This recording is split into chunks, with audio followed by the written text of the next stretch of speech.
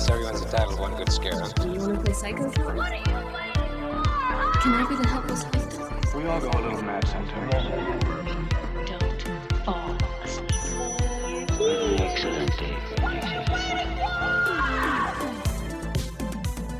Welcome back, gays, ghouls, and everyone in between to our podcast, The Horror Bandwagon, the podcast where I make my lovable, skeptical, yet very much a scaredy cat fiance watch horror movies with me. That's me. I'm the fiance. My name is Sergio. And my name is Cody. And Cody, my dear, what are we doing for today? Well, today we have two horror heavyweights who have a huge problem with camping.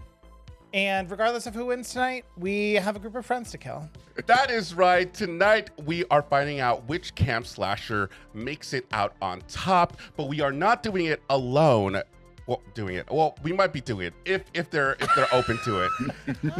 Welcome to the podcast, our very special guest, the daddy of horror YouTubers, Chance from Chance's House of Horror. Yes. Hey, thanks guys. Thank you for having me here. You guys know I always love doing videos with you or being here on the channel, so I am so happy to be here and discussing these two heavyweights of camping slashers. So I am so excited to have you here because if you guys weren't aware, Chance invited us onto his channel for his members only live stream to watch The Burning. And then that prompted us to be like, oh, we should talk about this movie because we both never really heard about it, or even seen it. So we watched it with him. And then later on, we were like, wait a minute. We see a lot of similarities to Friday the 13th. So I was like, we should put them to the test. Let's see who really comes out on top when it comes to kind of looking at the nitty gritty of stuff. So we're very excited to have you here. Thank you. Yeah, no, I love it. I think that's a perfect idea. You know, like you said, at first we were going to talk about The Burning, but putting these two together, especially since I think they were kind of close around the same time as release dates. Yeah, I think 1 year after another. I think Friday the 13th came out in 1980 and then Burning came out in 1981. Exactly. And it kind of makes you think, if Friday the 13th didn't come out, would this have turned into a big franchise? Did Friday the 13th success sort of bury this as potential as becoming a franchise? So it's a very interesting look at it. I kind of think so, only because I haven't heard about it. I've only been very Friday the 13th heavy ever since I was a kid.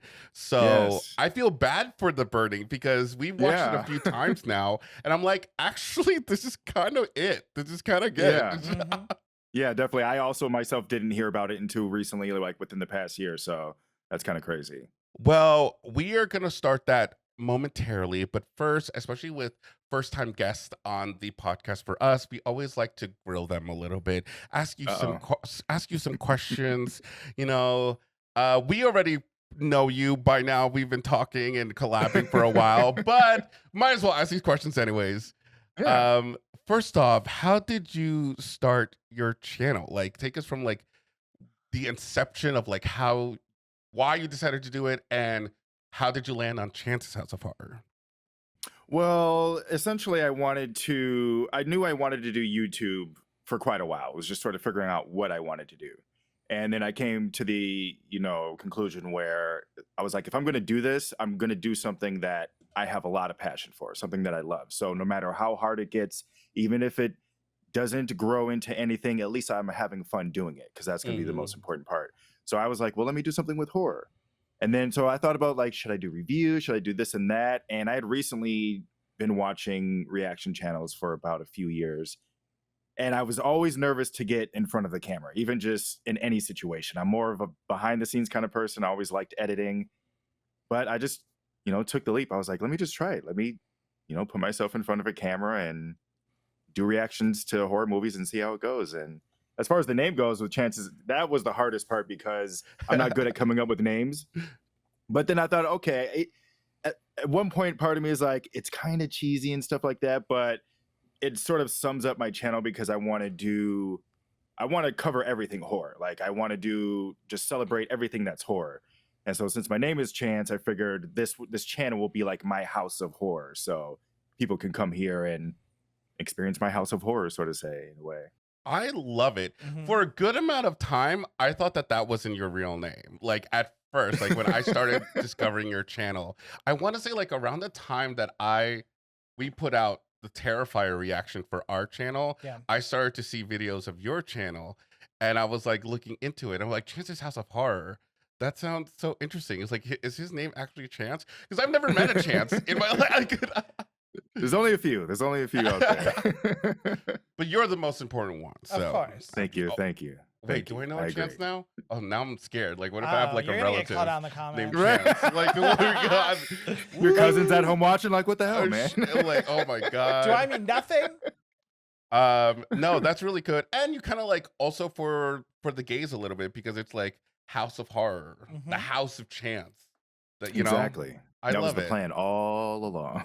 Now, I hate to bring this up, I really do, but if you remember, we once were on a horror quiz show on the Horror Hour, and somebody who's the House of Horror came in last place. I don't. Yes. That's- Yes, and it's funny that you mentioned that. It's funny because that quiz was sort of my inspiration for a lot of the movies I reacted to this month. Oh, Because I really? have I have a huge gap of just like popular horror movies, especially in like the late 90s to 2000s that I just Yeah. didn't see. And that quiz was covering all of them. So I'm like, I really Oh, need to step my game up and watch these horror movies. So I've been going through a lot of them. I'm ready for like, if we do like a round 2 or another Oh, one, shoot. I am so prepared. Okay. Well, and maybe if there's a round 2, I may also participate because You got a lot better. Yes, I sat out of yes. that because I was like, I don't really know these movies that much, and like I don't want to look like I don't know anything. Like even though on I our don't know channel, he's the anything. guy who doesn't know horror movies. But I feel like you have a good memory. So I feel like you would do good in it. I don't know. I We'll think see. you should do it. Because pop culture is not my trivia category. No. I feel in the like Oh, okay. sciencey, mathy, and I have a good like general knowledge brain. But like Sergio will tell you, I mix up actors all the time. I'm like, isn't that person for this movie? And he's like, no, it's this other person who you should definitely know. Yeah, we're kind of a really good trivia night duo. Mhm. Cody knows a lot of like history, science stuff that happened, and I know most of the pop culture movie You got the pop. stuff. Yeah. So Yeah. like Perfect. we are a good team when that comes. On usually our trivia name is Bed Bath and Beyonce. Yep. But I feel like we need I love we that. need to change it, but that's usually our trivia name. Yeah, we really just need someone to like round out the sports side of things, and then Oh we're yeah. good. Do you know sports? Then Do you you're like perfect. sports? No. I would be the worst. See, this is why you're such a great friend to us. You're an ally. Mhm. You love horror movies, and you're so nice.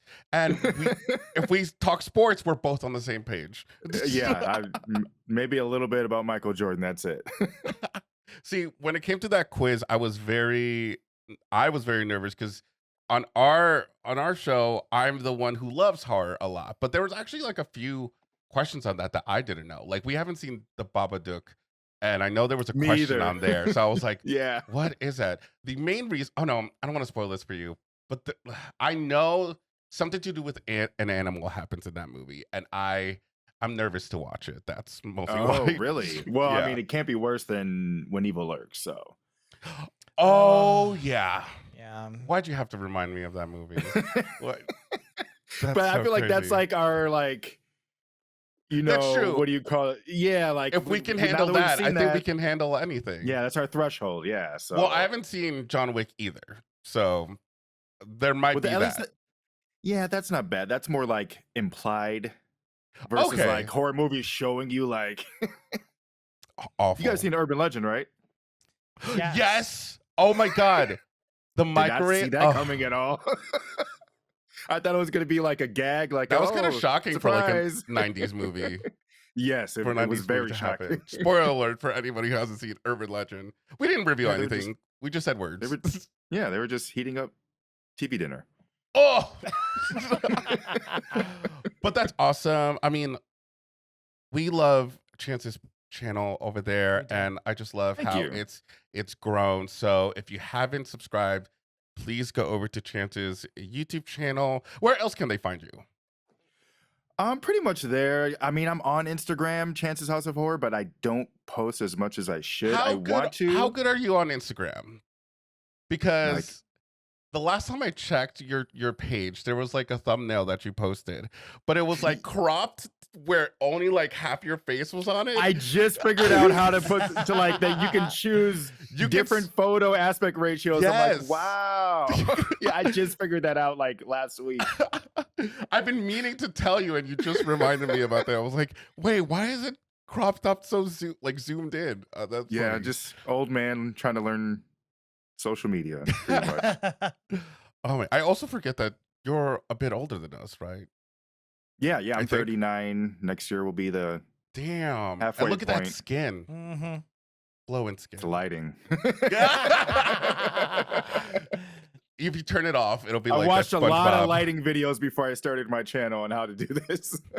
That's something that we're still trying to master is the lighting. Yeah, it's, there- it's something that you're always kind of adjusting. There's and some figuring out. videos if you go on our channel, there's some videos that is a lot darker than usual, and then when I'm editing, I'm like, oh, we look so like we're in the dark.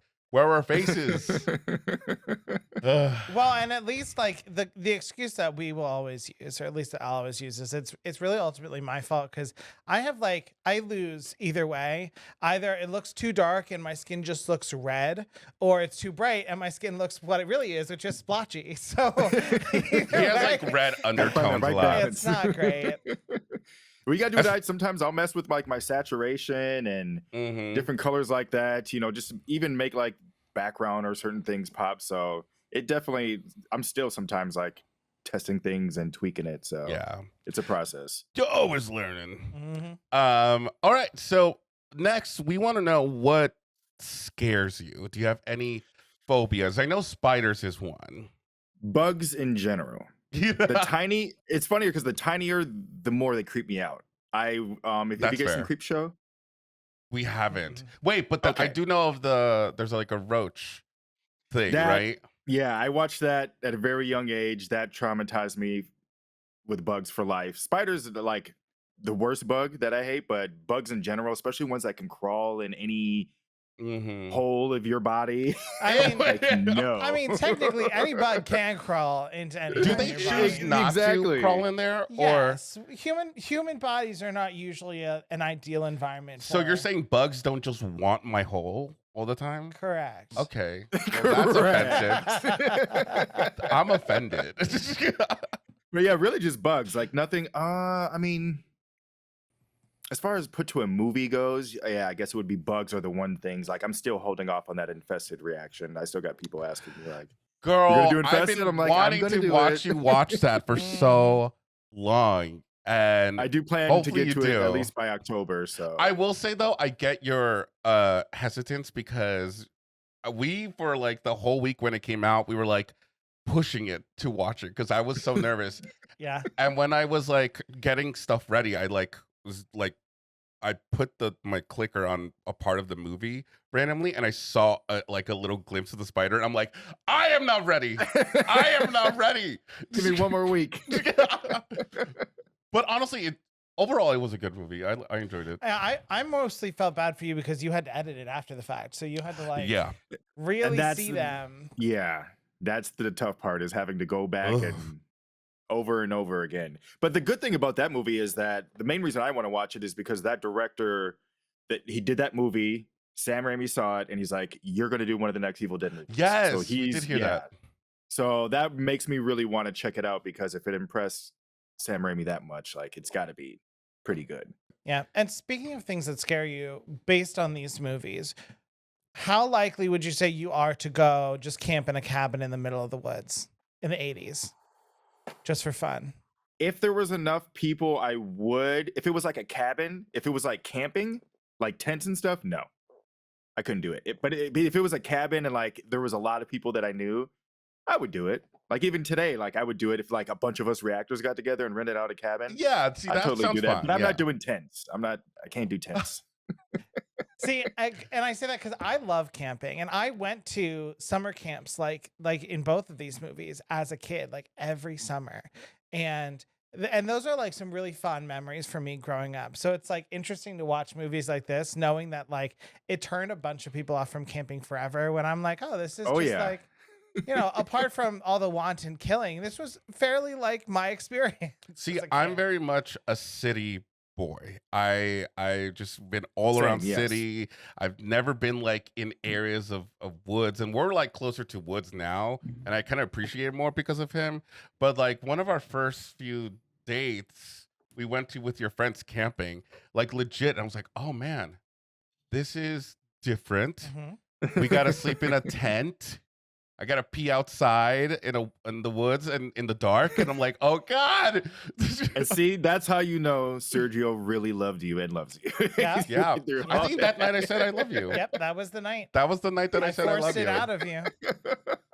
Yeah, Cody was like, Oh. say it. Say it. Say it. How about heights? Do you hate heights? I was gonna mention that. So it really depends. Like I can get on a plane and I can fly. I only get nervous when like taking off and landing. Me too. But when I'm in the sky, or if it's like turbulence, but otherwise, like I'm not like I don't have to like pump myself up to get on a plane. But other than that, I've never really been in a situation where I was like I couldn't do rock climbing. If that's like No. I couldn't do that. Stuff Not like that. happening. Yeah, I couldn't do. I mean, horror movies really ruined me for a lot of stuff. Underwater stuff now. Underwater Thanks stuff to for All sure. the shark movies. Have you yeah. seen Fall? I don't know if you've seen Fall. No, but I really want to soon because everyone tells me it's like the reverse 47 meters down and it's really good. So Yep. They famously only go 47 meters up. You're fine. But are you a fan of gore? yeah, In horror actually, movies? the only thing that really like gets me like when watched is like broken bones. Yeah. When they let you like bones snap, even just it's the sound, and then like when Yeah. they pop out, like breaking bones is always like ugh for me. But like I grew up watching this stuff. Like Evil Dead was my first horror movie as a child. I was like 4 or 5 years old.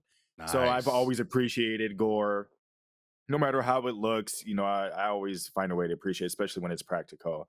But yeah, I would say I do like some good gore, seeing as I can sit there and watch Terrifier 2 with a big smile on my Oh my face. god. With like a sprinkle in your eye. A Yeah. sparkle, not a sprinkle, a sparkle in your eye. What's gotten me recently is nail stuff. Ooh, I hate Anything with nails. nails. Yeah. take it. Or like when a character accidentally steps on a nail or puts their hand on a Oh, nail, like yes. in Ready or Not, when she climbed. You've And seen she- that, right? Yeah, we've seen that Okay, one. okay. Yeah, when she climbs up and then right on the nail, or countless movies where they stepped on a nail, or just I wanna Evil say- Dead 2013 where they're shooting the nails. Oh, fucking nails right there. Oh, Oh my yeah. god. The one like actual from like fingernails is from Texas Chainsaw Massacre. I think there's a scene where he's like trying to He's hold getting on. dragged down. He's trying, yeah. and then you just see his nail like pop up. Ugh. Oh, that you meant Ah! you meant fingernails? Yeah. Initially, Yeah, oh, I did my fingernails. Sorry, I thought you meant things with nails. I'm like, But- oh yeah. but that stuff Okay. also. Like, I think there's like, have you seen A Quiet Place, the original one? Yes, but it's been a long time, but I kind of remember it. I forgot if she actually did it, but she stepped on a nail. Yes, Right, that's right. At some point, Yeah, because the she had to monster is hold in her- there. Yeah, and she had Yep. to hold her scream. Ooh, girl. Yeah, no, the fingernails. I agree. That stuff gets me every time. You guys seen The Fly? Yeah. Yes. Yeah. Mm. Oh, Yeah, So that was good. fingernail But I stuff. love The Fly. I just love body horror. Like, let's see how much we can twist the human body. in yes, these, I like, love body horror. I love that stuff. Cody, Well, of did you course, is see- not gonna. Did you see the trailer for the new Demi Moore body horror movie that she's doing? No, I didn't know that she was in one. Yeah, I randomly found it on YouTube on my feed, and it's like she's like an older model or something like that, and she takes this stuff that's supposed to make you look younger and turn you younger. So I Oh. think there's another actress playing the younger version of her, but Okay. there's supposed to be some body horror involved. That's all I know. The trailer doesn't really give away much. It's more like showing it's the not vibe out of yet? the film. No, the movie's not out. I don't even know when the date is. I'll have to check, but I can't remember even the name of the movie. I'll just have to look up like new Demi Moore horror movie. But people were kind of excited about it. People are raving about it. So Yeah, should be we good. got to see the trailer. We might save that for our next stream that we Yeah. do to watch it. Yeah. I'll just Google Demi Moore horror. It'll come up. Last question before we move along to our main segments is, have you always been a Friday the 13th? Because I know you first watched The Burning like a year ago or so. Yeah. Have you always been a fan of the Friday the 13th movies? Yes, that is one that I also grew up on very young age, like same time as Evil Dead, around 4 or 5.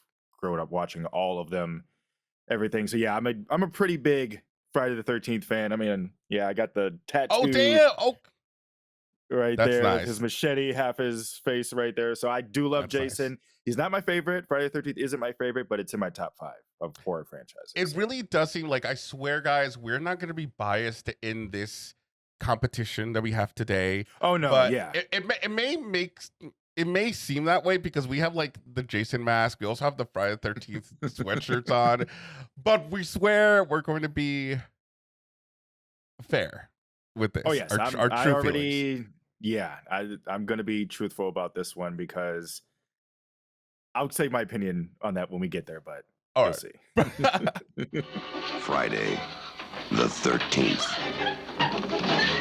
You may only see it once, but that will be enough. All right, guys. So now it's time for our Body Appetizers. And this is the segment where we learn a little bit more about the movies and learn some tidbits about it. Now, I'm going to shoot some information your way, stuff you probably already know, but just in case you don't. Friday the 13th came out on May 9th, 1981. Maybe they did? No, that's a lie. Let me It's a lie. fact check you. Yeah, Yeah, that sounds fact- about right. Fact check me. Fact check me. May 9th, 1980. 1980. Okay, so I fucked Okay. up. I put 1981 in the script. So lies, 1980.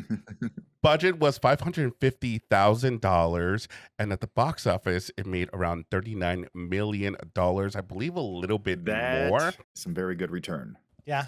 It was written by Victor Miller and directed by Sean S. Cunningham. Now, Victor Miller, you should probably know his name because he is very now well known for the lawsuits that he has on this original film. I mean, box office alone, $39 million is amazing. And we do know that I want to say the producer did not distribute it like independently. Like he put it out there like it was like a big box office. Like this is a big budget movie, kind of pretending it was. And it paid off. It did. And we have the cast who is made up of, now this is going to be long for Cody to read because both these casts have a lot of people in them. So for our cast, we have Adrienne King as Alice, Harry Crosby as Bill, Janine Taylor as Marcy, Laurie Bartram as Brenda, Kevin Bacon as Jack, Mark Nelson as Ned, Robbie Morgan as Annie, Peter Brower as Steve Christie, Walt Gorney as Crazy Ralph, Willie Adams as Barry, Deborah S. Hayes as Claudette, Sally Ann Golden as Sandy, Betsy Palmer as Mrs. Voorhees, and Ari Lehman as Jason. Now, the most famous one out of that whole pact, Mr. Bacon. But you forgot because like 40 minutes in of our watch, Cody goes like, is that Kevin Bacon? I did forget. But yeah, anyone else that you knew of or knew the career Kevin of? Bacon was pretty much the only one for me. Trying to think through that cast. Yeah, that was pretty much the only one that I knew following as I grew up. Like, that's where he started. Yeah. The rest of the cast, not so much, really. Yeah. Rotten Tomatoes scores for this movie is 66% with an audience score of 60%. Now, do you think that's pretty fair to say for this movie? Yes, it's actually surprising that it got a higher critic score than an audience score. I mean, Yeah. that kind of. Well, I'm also wondering when are they taking these reviews from? Because Rotten Tomatoes came out so much. So, like, are these the original reviews when the movie came out, and they're just Yeah, entering I'm them in their wondering score that, system? that too. I actually been wondering about that regarding Rotten Tomatoes, like for a lot of movies, because I'm like, Yeah. wait, how do you take those into account, or just since like you started Rotten Tomatoes? Yeah, exactly. Yeah, But I would say it's fair. That seems about right. Yeah, I mean that kind of makes sense because I kind of feel like the overall consensus of Friday the 13th, at least the original one, is that maybe they might score the rest of the franchise a little bit better compared to this original one, which of course doesn't include Jason. Yes. But that's kind of why we felt it kind of made sense to compare Friday the 13th with The Burning, because it is a little bit fair. So it's not like we are including Jason, who is the juggernaut of the Exactly, franchise. yeah. We're including the original Friday the 13th, which has, obviously, if you know by now, this is spoiler zone here, Jason's mom, Mrs. Voorhees, as the killer. A few tidbits. And there's like a shit ton of tidbits when it comes to this movie. So one thing that I do recommend is looking up the documentary of Friday the 13th. Yes, it's very good. If you have nothing to do for 5 hours, this is a great documentary to put on and just like do some chores. I love it. Yes. I honestly love that documentary. So there's a ton of tidbits on how this movie got made, but just some that I thought I should let y'all know. Betsy Palmer said that if it were not for the fact that she was in desperate need of a new car, she would never have accepted the role of Pamela Voorhees. In fact, after she read the script, she called the movie a piece of shit. Over the years, however, Palmer did warm up to the film as it made her more famous than infamous and made appearances at conventions and documentaries to discuss it. Nothing like a little fame and money to change your mind. Yeah. It's like, I wait, mean, Comic-Con? getting some more money in there. Right. I don't blame her. Listen, she was, I mean, I don't know the level of popularity she had, but she seemed like a very certain actress that, like, oh, she's a certain form, Yeah, and then plus, horror movies back then, even still to this day, has a hard time of getting the credit it's due. Some people just look at it as like schlock and like, oh, that's trash stuff. That's where nobody actors go to, but it's obviously grown from that a lot since then. But I can see where, especially at her age, in that time of her career, why she would read the script and be like, yeah, no, this is trash. And it's so funny too, because I feel like horror movies have made so many actors, because like you think of like Kevin Bacon in this, Johnny Depp in Nightmare on Elm Street. You got Jennifer Aniston in Leprechaun. Leprechaun, yep. I think Matthew McConaughey is in one of the Jamie Lee Curtis in Halloween, and Prom Night and all her horror movies. Yeah, a lot of actors have come from horror movies, and people undermine how hard it is to act scared in a horror movie. Like, they think like that's the easy stuff. That's where actors start at. It's very hard to, especially in a campy horror movie where you got to be funny and scared. That's challenging for actors. So I definitely see where like a lot of these actors come from. Tom Savini, our boy Tom Savini, was one of the first crew members on board for the film because the producers idolized his special makeup effects in Dawn of the Dead from 1978, which is actually a movie we haven't seen that we should probably see. But I love that we're having two Tom Savini movies here that we're comparing. That's right. I didn't even put that together when you came to me with this until just now that he did good effects on both films. Yeah, it's gonna make comparing the gore difficult. I just a little bit like, let's compare which one he did the best. But I will say, did you know that Tom Savini was 26 years old when he did this movie? I didn't know his exact age, but I'm not too surprised because I believe he had just, like, I believe he was in the military, right? And that's where he got a lot of his like knowledge for how dead body parts and stuff would look, because he was. So yeah, I do remember him being young, but I didn't know that specifically 26. That's amazing. She's so young to just be like, I'm starting a quite important movie in cinema history. Like, right? what? Multiple ones. That too. is crazy. Victor Miller, who's the writer, admitted that he was purposely writing the success of John Carpenter's Halloween. Director Sean S. Cunningham even approached Halloween producer Irwin Yablans to produce the film, but he declined as he wasn't interested in doing another horror film. Which, in all the interviews that I've seen, Victor Miller always says this, which is like, yeah, I pretty much ripped off Halloween. Like, I followed the same, I followed the same beats. But I do like the sort of whodunit aspect of this, where you don't really know who's doing this, what's going on, Yeah, I wouldn't say it's an exact copy even of Halloween. I would just say just the fact of, I mean, I guess back then slasher villains, Michael was really one of the first that started that, of the killer going around with a weapon, Yeah. killing victims one by one. But other than that, I feel like Friday the 13th definitely has its, I mean, it's even in a whole different kind of setting and Yeah. vibe and everything. But yeah, Michael was definitely sort of the catalyst for our Jasons and Freddys and Chuckies and all that stuff. Well, and I think that was so smart too, because so many horror movies are self-referential of the genre to begin with. That Yeah.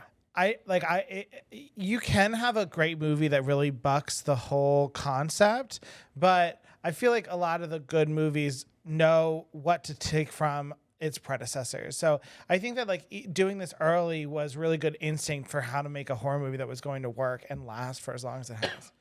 Oh yeah, definitely. After the film's success, Adrienne King was stalked by an obsessed fan. Terrified, she asked her role in part 2 to be as small as possible. She did not take any other roles or make convention appearances for almost 20 years after its release. Now, that is a movie that I haven't released, the sequel, I haven't released. I mean, I haven't seen in a while, but Cody hasn't seen it at all. I've not So seen it at all. we're going to keep that spoiler free, but that's like what happens to her in part 2. But, that's crazy. I kind of want to say that the same thing happened to Heather Langenkamp from Nightmare on Elm Street. Like she had a stalker that like was I obsessing think with her. I'm pretty sure because I thought that Wes. Wait, have wrote you it guys in. gone? Okay, I just didn't know if I should mention that with. Oh, Nightmare on Elm Street? 'cause Oh, I- yeah, no, we've seen those movies. Yeah. Okay, yeah. So yeah, I think that's why Wes wrote it in for New Nightmare, that whole stalker situation, because it was part of her real life. So yeah, I think Yeah. it did happen. That's crazy. Just it's scary. That's Mhm. scary. People are weird. People are so People weird. weird. Come on. Just We watch don't the know. movie. And that's going out to all of you watching this video. Please don't be outside our houses. Please. We love Right. you. We love each and every one of you, but please don't Peeking come to our houses, please. No stalking. What happened one summer 5 years ago is about to happen again and again and again. Okay, let's go over to The Burning. Now, this one is 1981. Oddly enough, and this is why maybe I confused the dates, it was released on May 8th, 1981. Friday the 13th was released on May 9th, 1980. Isn't that crazy weird? Just almost exactly a Almost year. exactly a year apart. That's crazy. But the same weekend, budget for this one was $1.5 million. So That's insane. that's crazy. They really amped up and were like, okay, we need to make this movie pronto. Box office only made $707,000 Ouch. as a result. Ouch is right. And I think that's why it didn't turn. It got into a lost in the franchise like sauce. Friday the 13th. Yeah. Well, because by this time, I want to say part 2 might be coming Yep. out. Yeah. So You should actually look real quick because I think it came out that same. no Let me find way. If you don't mind. Let me find I'm out. live fact checking right now, guys. This is what you come for. This Yeah. is what you come I for. think it came out that same month or like really close. It came out literally the weekend before. It came out on May Yep. 1st. Oh my 1981. The Burning. Yeah. I'm so sorry. That'll do it. Yeah. And They that's beat like, them by one weekend, so I'm sure people were like, "Oh, this is just a copy of that." Like, yeah. And they were like, no, this one actually has Jason in it. So let's go over there. It turns out that The Burning was just referring to what they were doing with the pile of money they used to make this movie. Just burning it away. That's what the burning is. The burning was- of the budget. It was written by Brad Gray, who's actually The Sopranos producer. He eventually went on to Oh, produce wow. The Sopranos, which I actually just Good did for a him. marathon of for the first time We recently. did. Really, I need to. Crazy show. Really, really controversial stuff in that show. But Oh yeah, I've seen clips. I I've got seen through it. random I can episodes here and there. I can see why it's like critically acclaimed though. I was like, whoa. Yeah. Tony Malam, and 2 names that we are going to redact. That we have Harvey Oh, Weinstein, yes. boo, and Bob Boo. Weinstein, boo. Who again? Well, and I wanted to keep Oh, I thought you were gonna be like, No, well, guys. No, I let's- wanted to keep the discussion on them to a minimum, but I did a little bit of background reading on The Burning too, and apparently those brothers who shall not be named, Those brothers. like this was one of their first movies that they worked on. That like they saw the success of the horror genre and basically wanted to get a piece of the pie. And then they like rode its They lost all the coattails. pie. Yeah, that's Because- true. Well, it was directed by Tony Maylam. He is known for Journal of a Contract Killers, Split Second, and The Riddle of the Sands. All movies I have not seen. Yeah, but I don't think I've heard of those either. I'm glad he did other things. So that's really good. Yeah. The cast is made up of We have Brian Matthews as Todd, Keith Mandel as young Todd, Leah Ayers as Michelle, Brian Backer as Alfred, Lou David as Cropsey, Larry Joshua as Glazer, Jason Alexander as Dave, Ned Eisenberg as Eddie, Fisher Stevens as Woodstock, and Holly Hunter as Sophie. and I mean, Can I just say that I love the fact that his name is Glazer? And considering makes his me character uncomfortable. in the story too. Glazer, Really on the nose. damn, oh my god. I mean, out of everyone in this cast, Jason Alexander stands out to me. I've seen him in a lot of things. Especially growing up, I feel like he was in a lot of like 90s movies. I mean, he took over the 90s, I feel. And also because I just watched Succession, Fisher Stevens, who plays Woodstock, I was like, oh my god, you look exactly the same, except with maybe He really a beard. does. Yeah, like the beard and everything, but hair still like somewhat the same. Everything he looks looks pretty well. Yeah, and Holly Hunter, who I had to look at who the character was, and I have to be like, Same. oh, that's who she. Okay, yeah. Yeah, when I first watched it and the credits came up, and I'm like, that's not like the Holly Hunter, right? And then when I saw, I was like, that is her. Holy crap. Yeah. Though when we watched the watch along, you said it was Helen Hunt, I think. And oh wait, no. Well, I heard Helen Hunt, and I was like, who looks Maybe like I Helen did. Hunt in this? Maybe I did. I wouldn't be surprised. H. But I want to say, I think we were looking into this before. The guy who plays Glazer, I think he's in the original Spider-Man movie from 2000. Oh yes, he plays the guy who like runs the wrestling ring and stiffed Spider-Man. Really? Yeah, where like The one that- Spider-Man let the He's like, guy not my rob him. problem. Yeah. What? He was like, you could I have have to go taken back him. and see that now. Like if you hear his voice, like you could have taken him, Spider-Man. That same like He has the same like, heavy I'm accent. Glazer. I'm Glazer. What are you looking at me for? Now I need to go definitely- back and watch that scene. Yeah, they definitely like with some of the accents in this movie wanted you to know that you were near New York City. You in New York? Yes. Well, I thought it was New Thank you. Jersey for such a long time, but it's like Well, that's what I upstate thought, New too. York. I didn't know It's like all the same. there was a lot of camping there. Ron, I mean, once you get outside of the city, it's like woods for hundreds of miles. yeah, That's crazy. it and is. then snow once you get high enough up. Tomato score for this movie was 77%. And audience score was 60%. So Friday the 13th and The Burning for audience score are the same. But for the thermometer, Tomato meter. it I was guess it could be the 77%. tomater. I said thermometer. I kinda like Is that. It feels like something that like is like technically pronounced tomater, but everyone calls it tomato Yeah. meter. Tomato meter. I can kind of see why critics would like this a little bit more. I think. Yeah. I think there's a lot. Yeah. I mean, we'll talk about it in a bit, Yeah. but like I feel like there's a lot more there. I can see that. You know, a few tidbits for this movie. Tom Savini was not particularly happy with Cropsey's burn makeup as he was only given 3 days to work on it. Oh. I still think it kind of looks good. Bummer. I think it looked creepy. Yeah. I mean, it looks, but I could see as far as Tom Savini goes, he's probably like I a just, perfectionist, so he's God like, I damn could have it. did way better. yeah.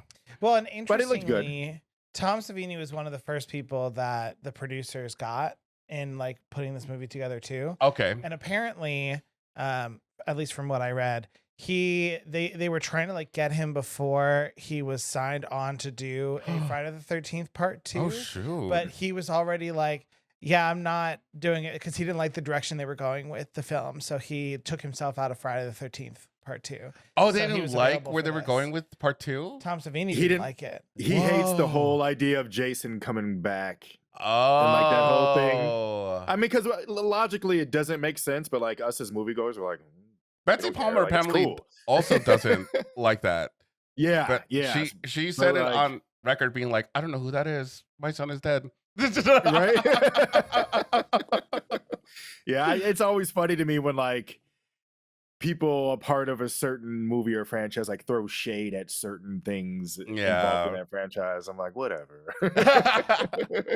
But crazy. That is crazy. So this film was one of the first movies to land on the UK's Video Nasties list, specifically because Oh. of the infamous Raft massacre. Yeah, that would do it.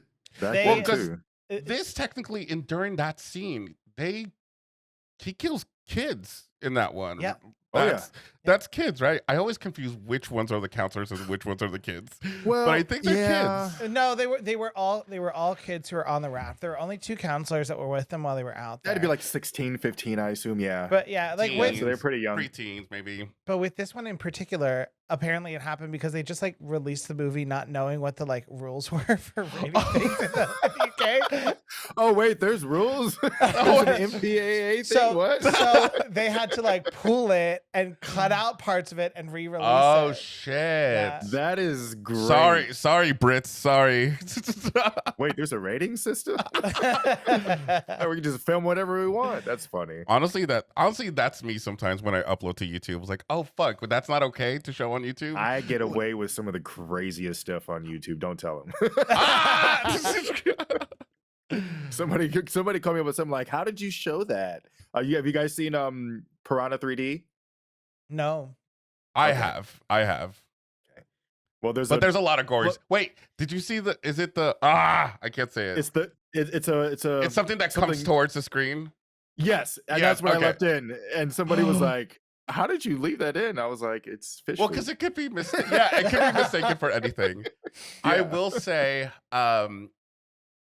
for some like Terrifier 2, I got away with a lot of stuff in that. I think I remember watching your guys' Terrifier 2 reaction and seeing. because I did the black and white kind of trick where I was like, maybe they won't notice that, but I'll keep the look of it on. It works, yeah. But then for Saw, they were sticklers. They were like, no, you're not showing that shit. I wonder Oh, man. why. I wonder if there's like a certain algorithm thing put on Saw because they know what Saw is, but they're like, Yeah. "What's this Terrifier?" I don't know. Maybe. For Glazer's murder scene, Larry Joshua pushed himself upward on 2 boards being carried by grips to make it appear that crop seed raises him off the ground with the gardening shears. Nice. Yes, I do remember that. I just love all those, these are movies that I want to be there in the room for. I want to be there in the planning, being like, okay, how are we going to do this? Because it's so on the fly. I would love to design the kills in like a horror movie. Like, how is this going to Ugh. play out? Like, oh, that would be a lot of fun. Which is like Friday the 13th, the Kevin Bacon scene. They were doing like the is it spear? It's an arrow. An arrow. Yeah, or arrow, yeah. I'm like, where'd they get a spear from?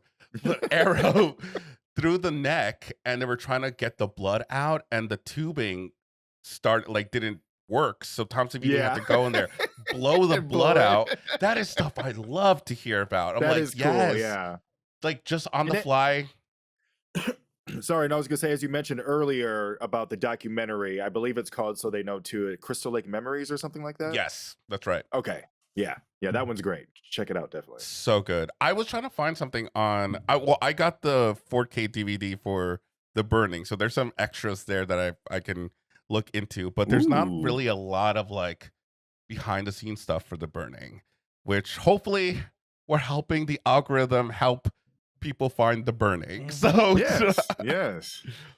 all right, guys, that is our segment. We're going to take a little break, and then when we come back, we're going to move on to our next segment. We'll see you soon.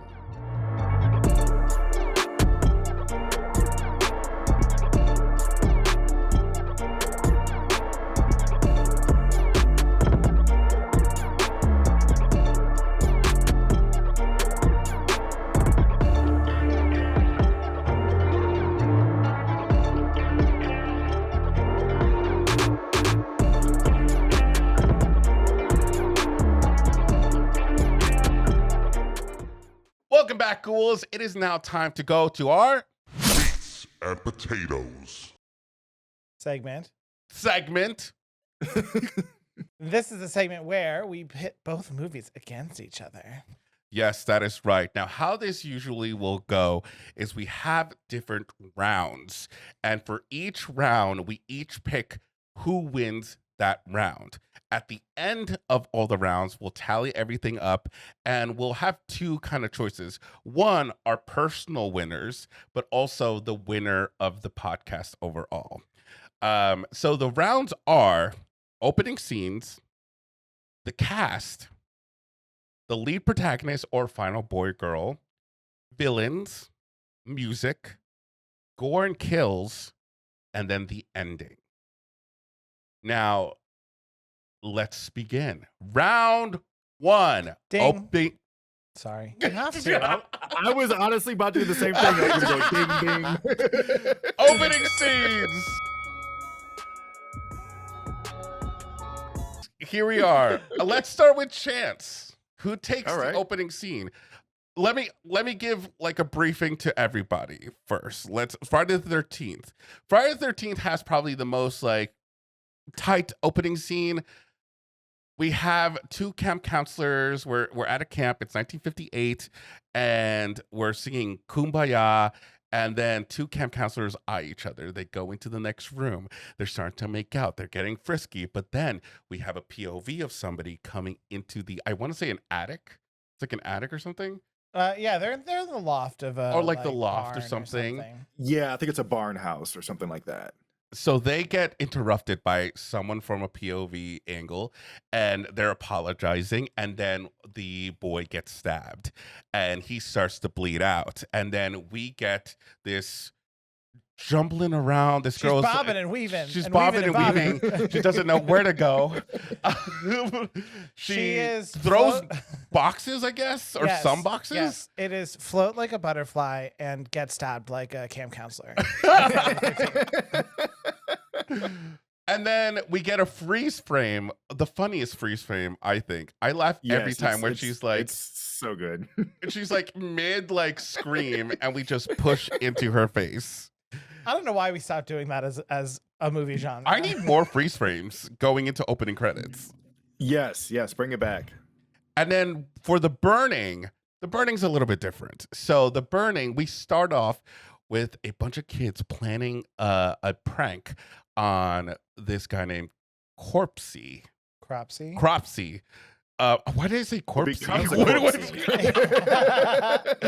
Cropsy.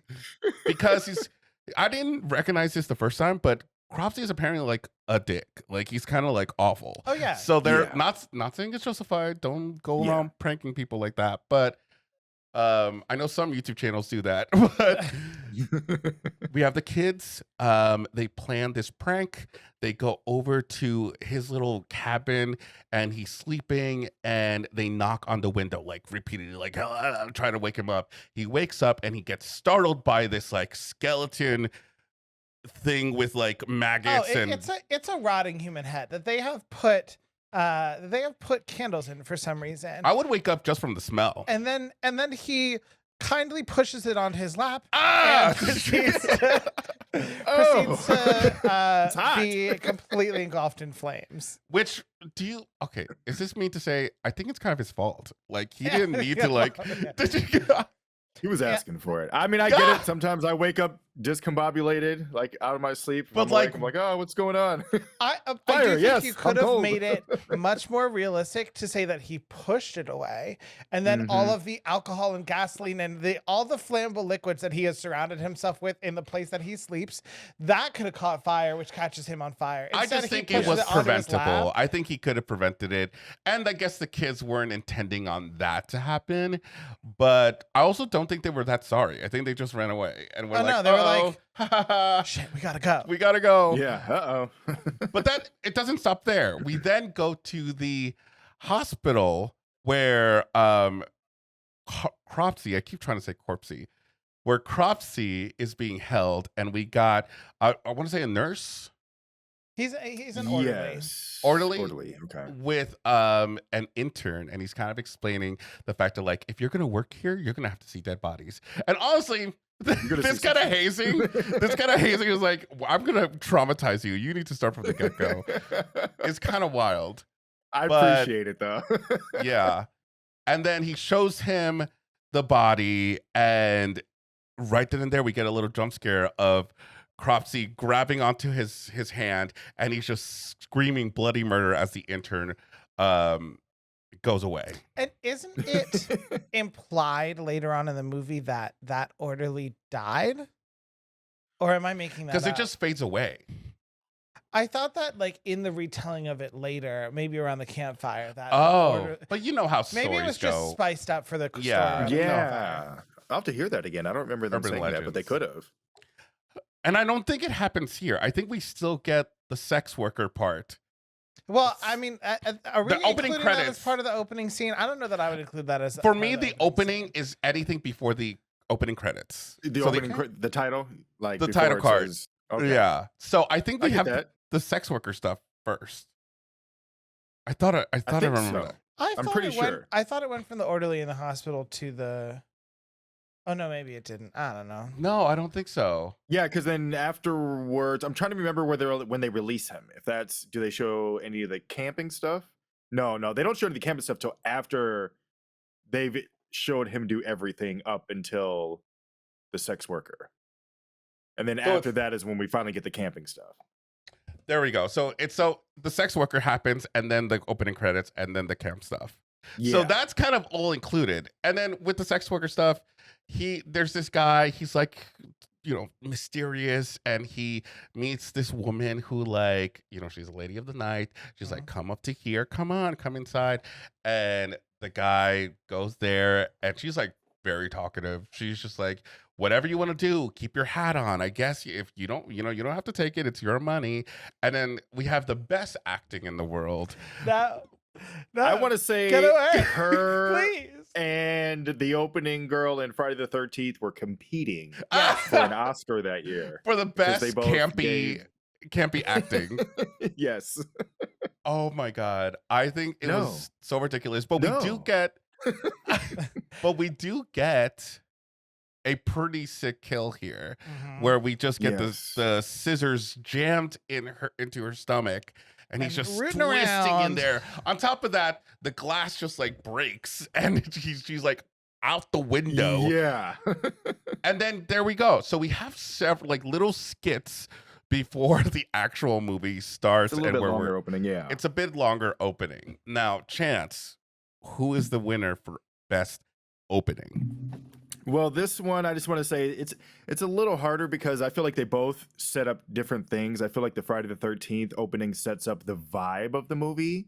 Yeah. Kids have sex, get killed. Yeah. While the burning sets up the story. It sets up a revenge story. So, it actually shows the act happening. It would be like Friday the 13th opening with the drowning of Jason, essentially. Mm-hmm. But we get to see all that. I kind of want to give it to the burning because I feel like the opening kill in Friday the 13th wasn't impactful enough. They didn't even really show it. Yeah. They just implied that somebody got stabbed. Whereas this one, not only do we get a pretty kick-ass fire stunt right off the gate with him being set. I mean, it's a real person in flames for a good amount of time rolling down that hill and then going into seeing him burned, and then with the killing of the sex worker, I just feel like there's a lot more involved, and it gives us a lot more and really sets us up for what's going to happen. So I would give it to the burning. The burning. Okay. Cody? Now, when we had Pugga on recently, I had to, just as a rule, pick the opposite of him. I'm not going to do that here. I agree with you. I think the burning takes it with where the opening scene is concerned, because even though this one does go on for quite a long time, I agree that because you actually get gore, and because it sets up the story better, like, I think that you're right that the opening of Friday the 13th really establishes the location. I think that if I could change anything about the movie, I would have included the scene of like Jason drowning at the very beginning of the movie. So you see those two camp counselors just off, fucking, and then you cut to a year later and then you can just start exactly where the movie starts, because then you see that the opening kill is those two counselors are killed, and that sets up the mystery of, well, who would kill them because this kid died. Exactly. So I just think because it's a better jump start for the movie, I'm gonna go for The Burning. And I'm going to agree with all of you guys. It's The Burning for me, only because exactly what you guys said. I think the reveal that happens at the end of Friday the 13th would have been a little bit more impactful if we knew all that information ahead of time from the very beginning. Yes. But yes, The Burning for me. Let me write that down. Hold on. And then also, how many times do you really get to like follow your potential antagonist at the beginning of the movie? And then they even like kind of build up some sympathy for him. Yeah. It's like, You get to see him go through the American healthcare system, and that just makes sense how he turns into that a alone. killer. Poor guy. They're like, I just those voiceovers were my favorite. The skin grafts didn't take, so you're like, all right, immediately this guy is not gonna have a like fully reconstructed face.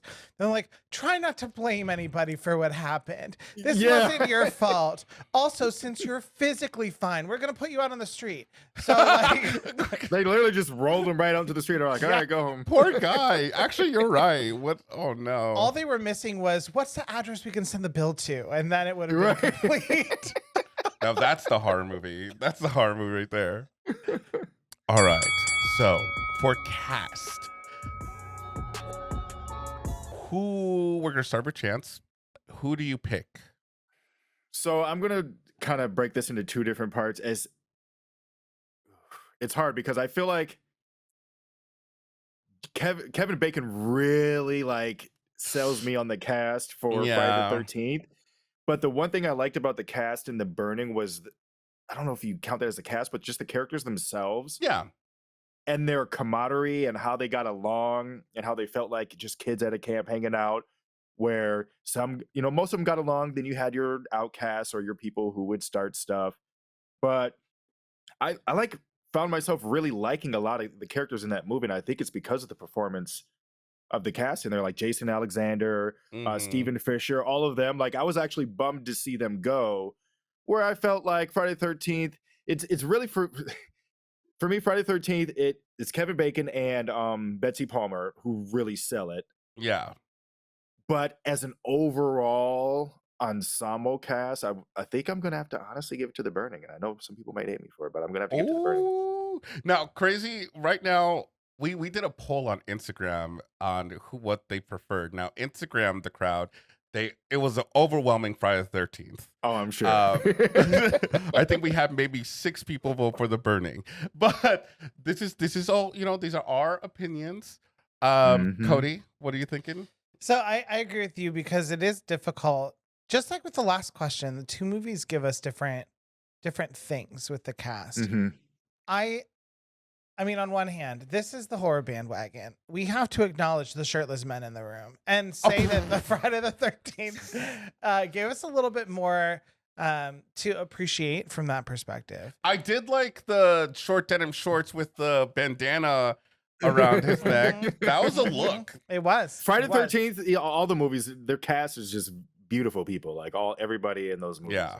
But beautiful people. I do also agree with you, Chance, that the cast of The Burning really did seem like they were like kids who just have been camping together for a week or two. Like, they have their friends. They've been coming back to the same camp every summer for years. They know each other.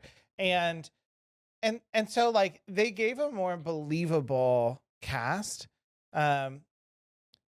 But I do think I'm going to give it to Friday the 13th, because it's so tough, but I think Betsy Palmer's acting at the end really like puts it over for me, that she just like walks in and she brings so much like Hitchcockian feeling to the movie that I think it needed at that point in the movie. So I'm going to give it to Friday the 13th by a slight edge. I am going to give it to The Burning, and only because of exactly what you guys said. I think you believe that these are kids and these are counselors. It's just like a whole story that we are just getting in on. We get to know them a lot more and connect with Yeah. them a lot more. Granted, later on, I think that might be a detriment to them, but I'll talk about that later. But we get to know them and just see their day or like hour to hour of what they do at this camp. Which is kind of unfair to Friday the 13th because they're not like an operational camp yet, while we're seeing a full-fledged camp in business. But Friday the 13th, I'm gonna be honest, did not care about any character. I think they were all also it just didn't seem like they didn't have chemistry with one another for me. Yeah, I agree. It kind of felt that like, hey, we're here to do this, get this camp up and going, and that's what we're here to do. And then once we're done, I'm moving on with my life. I mean, to be fair, we're seeing them within like a day or two of them all meeting each other for the first time. Yeah. So Yeah, I get that. Like, I think that it's a little fair to say that they are not going to have that same chemistry. It wouldn't even make sense for them to have that same camaraderie that we see in The Burning. But I don't think I've ever had the feeling of like I cared about them enough to worry about them in this movie. Yeah. well, also part of that I think is the Friday the 13th cast. I believe they're counselors. Like They're all most of the Friday the counselors, 13th movies, it's always counselors. Yeah. People always confuse it, like, oh, these are teens kids. They're actually counselors, whereas the other cast was kids. So it comes off as more, I don't know, maybe more relatable. Where these are Yeah. just like older people that just kind of coming back to do a job, and really Yeah. they're just there to hook up and. Well, and I think that's what you kind of bring into it too. Like I definitely got a lot more of the like summer camp. What's the word? Starts with an N.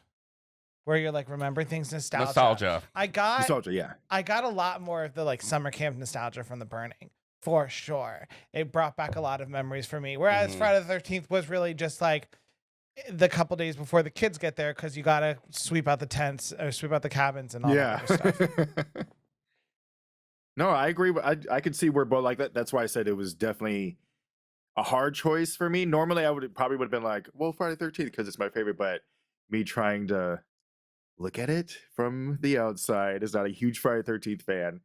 I went with The Burning, but yeah, I can definitely see how both would.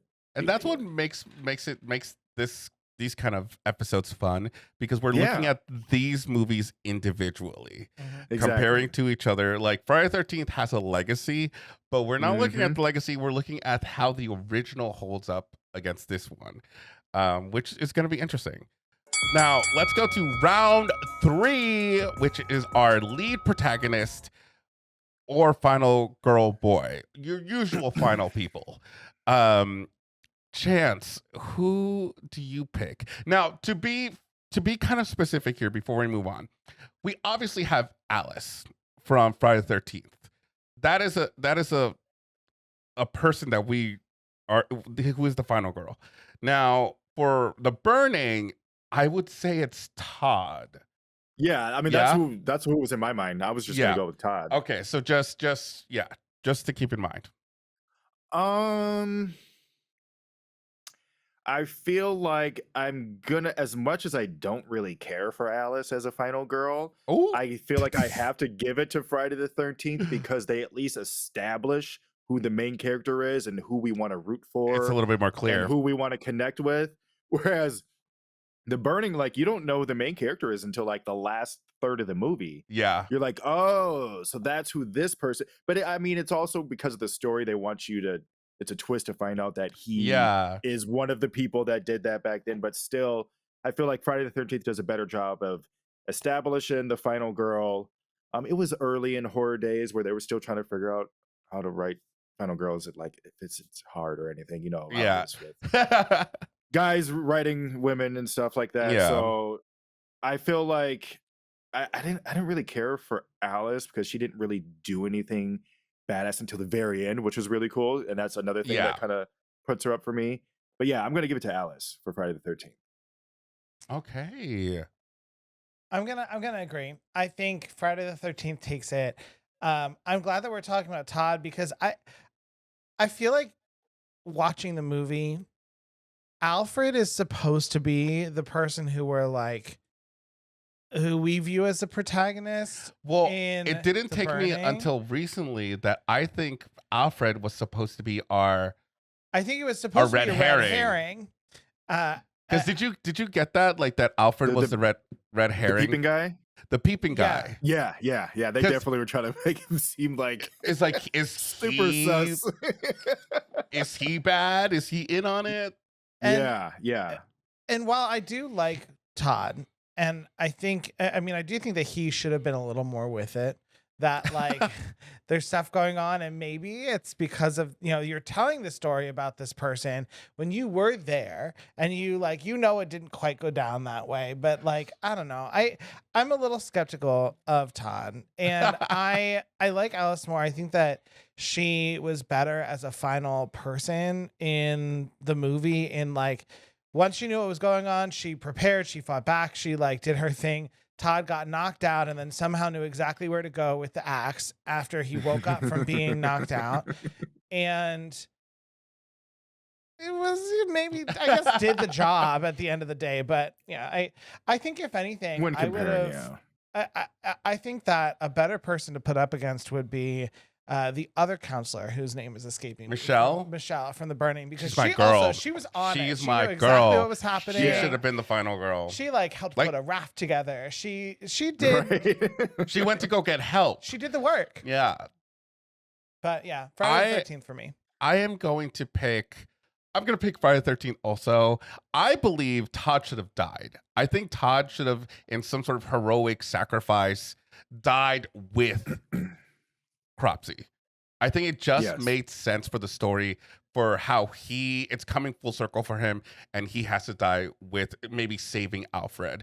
I will say that I think Michelle had a more interesting story and character that I kind of connected, because she was the only person like, get with it. Like, we need help. We need to do this. And he's like, are you sure? I don't know. Like, hey, sure. I mean, at some point, it's Todd probably was just the like- kids. They're being kids. It's Yeah. like- At some point, Todd was like, something's weird. And I'm like, I guess that's his only time he was concerned. Yeah, But- honestly, I feel like what would have made Todd work and would have won him over is if they established that he was the main character. They didn't have to say that he was necessarily like straight to the camera, like, yeah, this is the same kid from back then. But they could have given his character some dialogue where saying that, he has some sort of trauma or feels bad because of some things he's done in his life, and he's dealing with that. And they could focus on that characteristic for him through the movie and have him be our main character. So then if he did die at the end and he makes that sacrifice, that it would have hit harder. And then, it would have, like you said, come Yeah. full circle. But yeah, it was weird. Like they kind of just, you're like, who is the main character? I'm having fun was watching, fun. all these kids and people. And it's like, but who's I the mean, main for character a here? long time of the movie, I thought it was Jason Alexander's character. And I was Really? like, because I felt like he had so many lines. He had so many He did. things with that friend group. He stood out that the most. with one of his friends died, I figured we'd follow him. But after that raft scene, he kind of fell to the back burner. And then it was more Michelle and Todd figuring what to do. Yeah. Yeah. Also, can we talk for a second about the fact that Todd is even a character in this movie to begin with? Because what you're telling me is that basically they either didn't do a background check or ask him anything about his experiences with camp before. But he's like, when he's talking to Alfred at the beginning of the movie, he's like, well, I got sent home from camp once, and look at me now. I'm all reformed and better. And we're like, yeah, you got sent home for lighting a man on fire. Murder almost. Attempted murder. and you are now responsible for a bunch of other children. Yeah. It Yeah. seems a little negligent on the Kent to bring him back, but hey, what do I know? Anytime something like that happens where it's like super negligent, like in old horror movies, I'm like, I guess it's just how the 80s were. Oh, They the just let 80s. anything, they let anything go in the 80s. Okay, so I'm gonna put that's kind of like all around Friday the 13th. Ooh, now let's get to the real juicy part. We have round 4, which is villain. Now, Chance, who do you choose? We have Mrs. Voorhees on one corner, and then we have Cropsy on the other. Who do you I'm pick? gonna have to go with Mrs. Voorhees pretty easily. I like Cropsy and I like his whole story and stuff, but that performance by Betsy at the end of the movie is so good. Like she's so creepy in a I'm crazy but don't think I am or know I am kind of way. This is normal what I'm doing. Why are you running from me? Let me kill you. It's like it's so creepy, and just the fact that like this mom is doing what a lot of people would do. Almost like if somebody was responsible for the death of their child. I'm gonna fuck your shit up for years. Yeah, and it's very cathartic for a lot of people who are like, yeah, I don't really want to go murder, but I will watch this. So See, most people would have just sued the camp into oblivion, but sure. Yeah, exactly. She's like, yeah, no, I'm going to take it into my own hands. But just that fact that like whole mother's instinct and mother's love and with the revenge and the fact that she's like, I don't know how old she is in this. Like, she's just like this sweet old looking lady and she's going around handling business. Like taking care, being very stealthy as well, like hiding under beds with, and mind you, stabbing Kevin Bacon and stuff like that. She also gets knocked out like 2 or 3 times and she keeps coming back up. They had to chop her head off to get her. Literally. She was unstoppable. Yeah, I love her character. Even, and it's, really, it's a testament to her performance because we don't even know who it is or see her until the very end of the movie. Yeah. So the fact that she owns that entire end of the movie so much that it's that memorable, I definitely have to go with Friday the 13th for villain. Fair. Yeah, I agree. She was just fantastic. Sergio will tell you that when we watched this, I laughed so hard at the one point where she just like was looking off into the distance and like, why? Oh yeah, she did. She did. Every time her performance is sort of like, great. Look off into the distance and my son. Now I will say she creeps me out when she goes the killer mommy. Killer. But you know what I loved about that? Killer mommy. Because it's so scary. That gave me so much Norman Bates from Psycho. Oh, when he is like having the conversation with his mother and he's really just talking to himself. Please tell us you saw Psycho. No. No!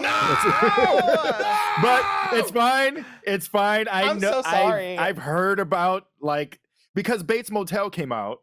Yeah. And my wife watched that. So I kind of know the idea that and I've heard about it in documentaries and stuff. It's like him dressed up as the mom or something like that. I won't say anything else about it. Yeah. But I don't know everything, but I knew that there's a twist, sort of something like that. So I expected that. So don't worry, you didn't spoil it. But but when you said Norman, I thought you were talking about Norman Osborn and Spider-Man. No. Well, that too a little bit. No, but I do think that the acting was giving me a lot of Hitchcock references, especially specifically to Psycho, and I loved it. I thought that she did such a good job at being a believable villain, and Cropsy, I mean, sure, he's out for revenge, but try to say Cropsy like he's just like this little itty bitty nobody. Well, but Cropsy, but I mean, I don't really fully understand the justification behind going to a different camp just to kill the children at that camp. Unless it's just maybe this is just in character for him, because we know that he was an asshole who was always trying to fuck around with scaring the kids or beating them up or whatever at the camp, and that's why they did the prank on him in the first place. Yeah. But maybe this is he's just true to form. He's like, you know what? I'm gonna just go another step further from scaring people and just start killing them because Well, I wonder if he knew that Todd was gonna be there at that camp. So he I don't know if he's trying to frame Todd or just make him suffer by killing the children he's in charge of. I don't know. And then they don't that really strains credulity a little bit for me. they don't really they didn't have give you anything. Google back then to be able to just say where Todd. Is this person? So you pick I agree. Friday the 13th? Friday the 13th. I was very close to picking Cropsy. I was very close. Only because I feel like he's a bit more threatening. I think but also I also like that he looks like chewed up bubble gum a little bit, his design is kind of funny. But I do think, yeah, the performance of Betsy Palmer, I think I almost want to say, like, is that her name? Or I'm thinking Kiki Palmer, but it's. I know. Every time I say I Betsy was like, Palmer, Betsy I'm Palmer? saying that Yeah, right. yeah. Playing as Pamela Voorhees, I think iconic, super iconic. Everything that she did in that is still pretty creepy, and the fact that she was just like, it's just another paycheck, and she comes in and delivers this, And Ryan just serves. just serves, and is like, all right, let me buy my car now, bye Right. guys, and instantly becomes like the mother of somebody famous. So cool. Yeah, I'm gonna give it to her. I feel like Cropsy would have had a better chance because it's funny because they explain it in the very beginning. You're burnt. You're gonna look like this. If they just would have showed him, I feel like because they only gave Tom Savini 3 days to do the makeup, they might have decided in the movie like maybe let's not show him that much. Yeah, Which is weird because it's like it's not a mystery. We know who it is, so you can show the face. And I feel like they didn't yeah, just because they were worried that showing it too much, people would find flaws in it, and then it would take him out of the movie. So I think yeah, I think you were going in the same direction. I think if they showed him more, I Mhm. think he would have won it for me a little bit more. Yeah, But they just went all in on it and just Mhm. showed this grotesque creature. But I mean, that person scene with going like around. the shears, I think, like when he has his hands up and the shears are in the air, he's like about to strike. Yeah, Perfect. I love that. that's great. That Yeah. shot. All right, round 5, which is music. Now, Chance, who right. takes it for music in these two movies? Harry Manfredini, Friday the 13th. You can't go right. It's so Yeah. iconic that throughout the entire franchise to the video game that just came out, they're still using the same music. Not even just the main theme, but just like a lot of the, different, original songs in the score Yeah. gets reused in a lot of the movies. It's Yeah. so iconic. It's so good. That whole, they say it's kill, kill. Kiki, Kill Kill Mom. Yeah. Yeah, it's I don't care. That's what it sounds like. But just that alone, like, you know how many people like I've known, or even you see that will like reference that, but have never even seen a Friday the 13th. I might know Yeah. where it's from. I They just remember know it's a elementary scary school, thing. people were saying it just to spook Yeah, people. exactly. So I have to go with Friday the 13th for this one. Nice. Yeah, I think that I would have to agree. I do remember liking a lot of the music that was in The Burning, but I think just Yeah. because Friday the 13th is so iconic, and Yeah. I didn't say this while we were filming because for the last like 3 or 4 movies that we have watched, I've been like, oh, this movie kind of sounds like the soundtrack from Psycho, and I didn't want to do it again because Sergio, I know, is like, pick a different movie. Pick a different movie. But no, this one does, because it's the violins. The violins are like the main part of the soundtrack to this. Oh movie. yeah, yep. I do think it was I do think that puts it across the line for me. Yep, I'm gonna say Friday the 13th. Also, I think music is top tier. I even like I love the canoe scene score where where it's daylight and the cops Yes. are here, and it's just like this.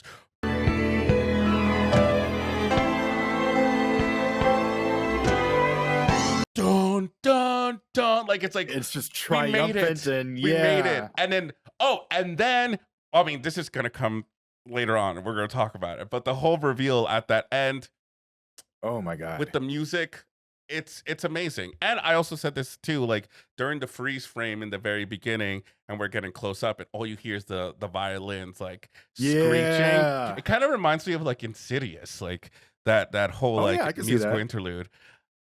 Just love it, iconic, and I think that takes the cake. Can't go for me. wrong. All right, so round 6. Another interesting category here because we are going to talk about the gore/kills. So we're kind of combining these two. So we have to talk about the kills. We have to talk about how gory it is. Chance, who takes it for you in this round? Well, I would say gore wise, since it is Savini, they're pretty much on par. They Yeah.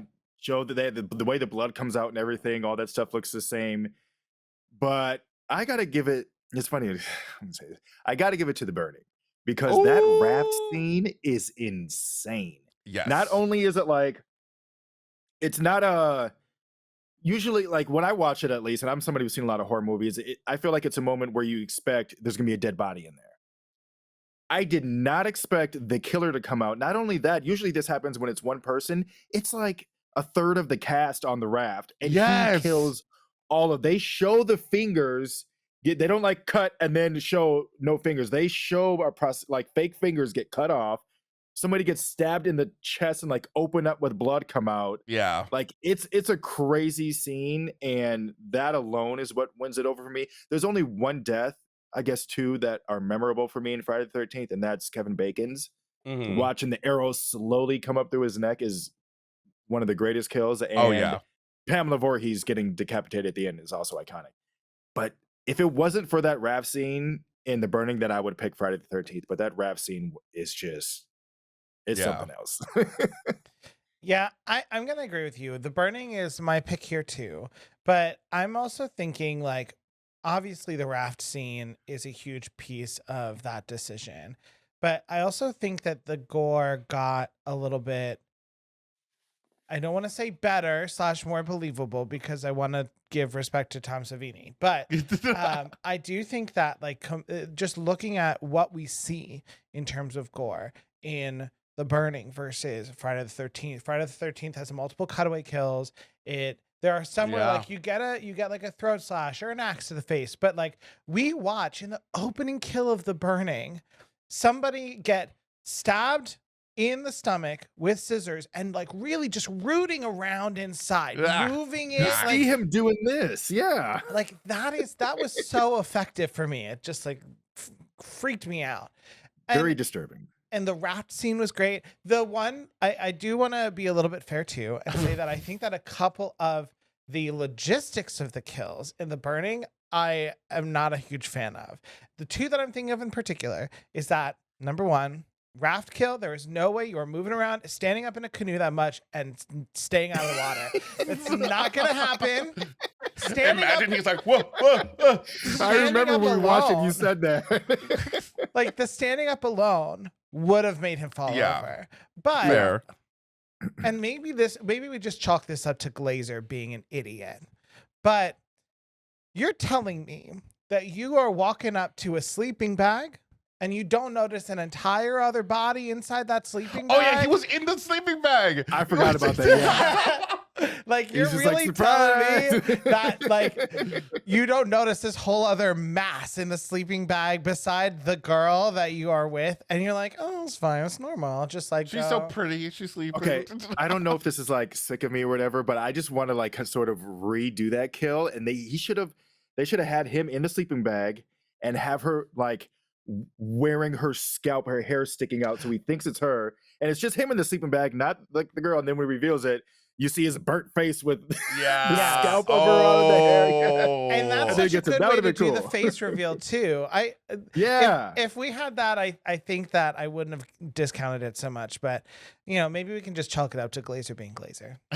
Yeah, I agree. If anybody's gonna not notice, it's him. Yeah. I just want to say this note before I pick my pick. I do criticize The Burning for taking too long with the kills. There is like a point, I think it takes maybe half an hour or so until the next kill after our like beginning kills. I agree, yeah. And there's like so many, we get a few fake outs where it's like, ooh, he's about to do something. Nope, it's not that. It's not happening. Like Woodstock would have been a perfect kill at some point when he's in the cabin and there was like somebody coming in, but then it was Todd, and I'm like, okay, what the fuck? Well, and you can totally do a fake out with that too, where you get the fake out in the cabin, but then like Todd's like, all right, I'll see you back in the cafeteria, and then like you watch Woodstock walk almost the whole way back, and then he just gets like grabbed right before he gets to the door. That would have been a great way to still get an opening kill there while getting the fake out that they wanted from that scene. Yeah, I mean, it's like they reveal he was like in a shadow, like in the darkness behind, like after Todd leaves, and he's like, all right, here I come, and then he stands up, and then he just comes out the shadow and gets him. That would have been great. And I think a lot more people should have died also. Yes. Even though we get a good handful, like after the raft scene, it's like bing, bam, boom. I mean, after really Karen dies near the water, like before. I think from then on the kills start to happen more often. But I think like Jason Alexander, if you're not gonna make him the final boy, then you should have killed him off because he was such a prominent character. I feel like he would have been one of the victims. Or Todd, as I said before. Alfred was right there. Could have easily done that. And with Friday the 13th, it's paced a little bit better. You get a lot more kills. You get that kill from what's her name? I think Annie. Like you get that little fake out where you think it's Annie's like our main character, and then like she gets killed in the off. car or the Jeep. Yeah. And you gotta admit, like that slice, and when she like looks like she's like gargling, like it opens up. Oof. That's a good one. Yeah. That's good. I like that. But I'm not here to talk about the pacing or anything like that. I'm talking about the kills. And I almost talked myself into saying Friday the 13th, but I think I'm saying The Burning because they are a lot more brutal. They're a lot more bloody. They hit a lot harder, yeah. They hit a lot harder. When it happens, it's like, whoa, this is gnarly. So I think that's my main point. And as you said before, Friday the 13th has like a lot of cutaways at some point, like the I actually don't know what his job is. I thought he was the boss, but the guy in the yellow trench coat, he comes back. Oh yeah, Steve Christie. He's like, "What are you doing here?" Yeah, I was gonna say he's the real villain of Friday the 13th. Let's be honest. They established that this camp, not only did the 2 counselors die in 1958, but since then there's been a fire. There's been like literal like people drinking like poisoned water at this camp, and he's like, you know what, the 3rd time's the charm, let's try to open this up again around. And I'm like, dude, all these, like this never would have happened if you had just like gotten a different job. And they only have 2 weeks to get it ready. That cabin that whole place does not look ready for 2 weeks for a bunch of kids to come by. No. Anyways, The Burning for me for the kills. So wait, it's everyone The Burning? Yes. Okay. All right, guys, so we reached the final round 7. This is the endings of both these movies. Now, let me be specific because last time it was a little confusing because we're not talking like, is it the climax? Is it what? I'm gonna put like a little tape as to when it starts. For me, the ending for The Burning would be everything that happens in that little like warehouse or wherever when we he gets are. up to the little shack place With the shack, yeah. All where, that stuff that happens in Alfie's trapped, yeah, where Alfred's trapped.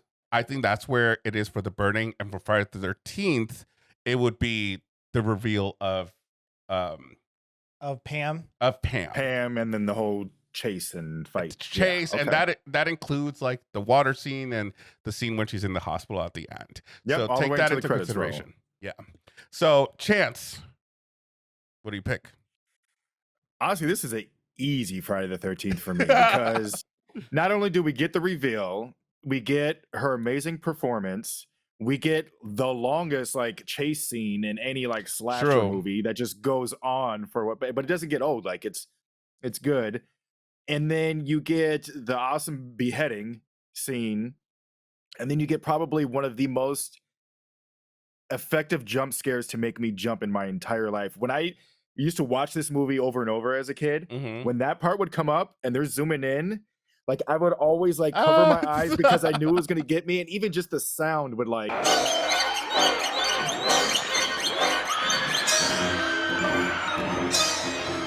haunt me. Like that is such a good reveal. And then with her being like, what about the boy? Well, then he's still in the lake or something like that. He's still in the water. So that whole ending is amazing. There's some cool stuff in The Burning ending, like some of the effects they do, if I remember right, like some of the stabbings and like with the flame stuff is really cool. But I just feel like that, the ending to Friday the 13th just has so many layers to it that's so good that I have to pick Friday the 13th. That's fair. That's fair. Cody? I am also going to pick Friday the 13th. For all the reasons that you said, but for my contribution to this section, I would like to rewrite the ending to The Burning because I think that we could do it some favors and set it up for a sequel.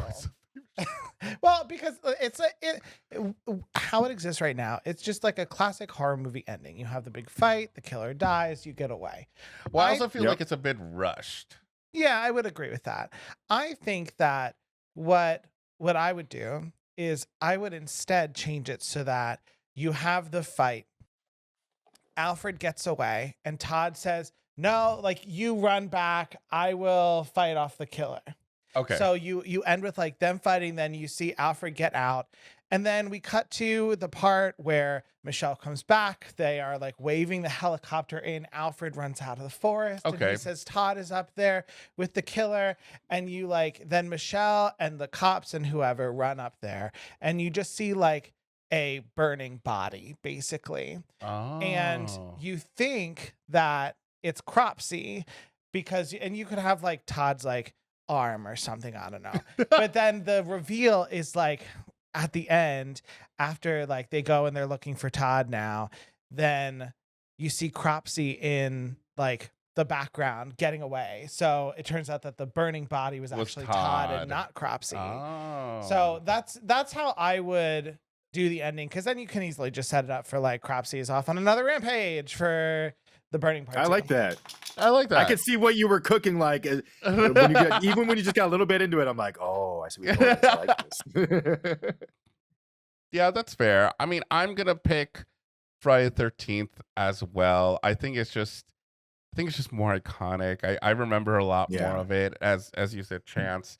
And that one line that Alice says, like, then he's still there. Like, that sends chills. That's like an urban legend kind of ending. Like, you know, and it really does sort of kind of set up, even if people don't think it makes sense, it does kind of set up the sequels. So yeah, it sets things up and it's pretty open and kind of spooky. Like, there is something out there. I do want to say that Friday the 13th delivers it a little bit more. I mean, it is kind of fun. It's a fun ending. It's a fun ending to yell at your screen for, because I was like, how many times can Alice stick her with a knife in her head? Don't run away. God, yes. Don't run away. Girl, fight, do something. She's like, but they're both just bumbling around so much, but I do love it. I think that's the charm of that ending. Well, and all that effort that she put into boarding up that door, only for the body to get thrown through the window. That's so funny. That's so funny. Yeah, I think that takes the cake for me. So that is going to be Friday the 13th winner here. But now let's tally things up. Now, Cody, that's your job, because you know how to do math better. You know math more. Well, we all voted the same in every round except for one. So yeah, surprisingly. 2 rounds went to Friday the 13th is the winner here. 2 rounds went to the burning. 4 rounds went to Friday the 13th. And in 1 round, Sergio gave an extra point to the burning. So you would be 3-4. And Chance and I gave both of those to... Oh, no, Chance, you gave it to the burning. So both of you are 3 the burning to 4 Friday the 13th. And I gave it to Friday the 13th. So I am 2 the burning to 5 for Friday the 13th. So Friday the 13th. Okay, so wait. So for Chance... That means Sergio both like mathing in our heads like... So Friday the 13th won. Yeah, for all 3 of us, it's Friday the 13th won. And for the podcast... for the podcast, Friday the 13th won. But for both of you, it won by less of a margin than with me. Oh, okay. I get it. Okay. I get it now. Got it. Look. Oh my God. But all right, guys, we found a winner, which is Friday the 13th, which I guess many people probably thought it was going to win, but I feel like it was a lot closer fight. I think there was I feel like we were very fair. When we're dissecting it, I think it's only fair, and I thought that was really fun. All right, guys, we're gonna take one last break, and then we're gonna come back with our final segment.